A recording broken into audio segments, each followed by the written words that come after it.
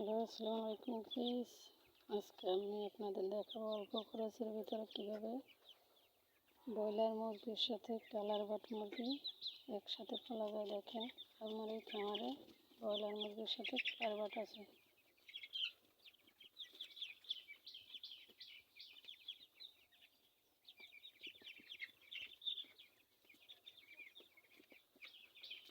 আপনারা চাইলে অবশ্যই এরকমের করতে পারেন, অল্প খরচে ঘর ছাড়া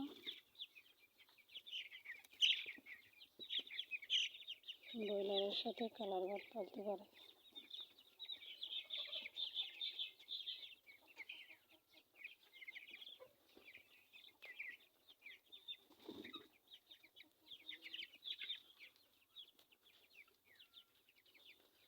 ভিডিও ভালো লাগলে অবশ্যই একটা লাইক দেবেন, অবশ্যই কমেন্ট করবেন, প্লিজ সাবস্ক্রাইব করবেন।